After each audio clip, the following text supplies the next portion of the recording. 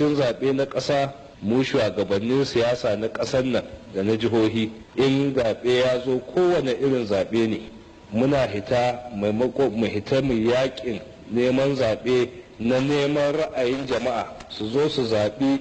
mutanen da muka tsaida a bisa aƙidojinmu ko kuma bisa kyakkyawan halayen mutanen nan na cewa za su riƙe amanar jama'a a ƙasa. To ba ma yin haka nan yawanci yanzu abin da ke faruwa wanda kowa ya sani shine mu shugabanni sai mu zanna mu shirya ɓanna mummuna mu shirya shi ranar zaɓe a runhar zaɓe kuɗi nawa za mu ba ma'aikatan zaɓe don su shirya rashin gaskiya mu shirya kuɗi nawa za mu ba 'yan sanda da jami'an tsaro da ke runha don idan ana yin rashin gaskiya su kau da kansu kuma in wani ya yi magana ya ce wannan abu ba gaskiya ake ba ya kamata a yi gaskiya a kama shi a yi mai shari a kulle shi mu shirya kuɗi nawa za mu ba masu tsaron akwati na jam'iyyar da muke hamayya da ita don su ci amanar jam'iyyar su a rashin gaskiya su ci amanar jam'iyyar su tare da su mu shirya kuɗi nawa za mu ba manyan jami'an tsaro da manyan jami'an hukumar zaɓe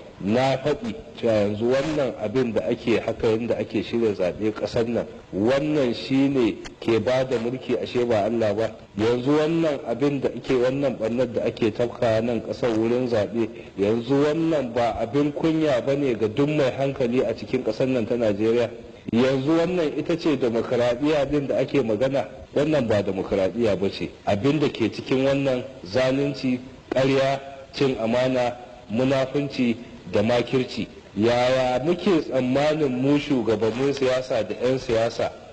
demokaradiyya za ta dawwama a ƙasar nan ana waɗannan ɗanyen ayyuka da mugun aiki yaya muke tunanin ita siyasa kanta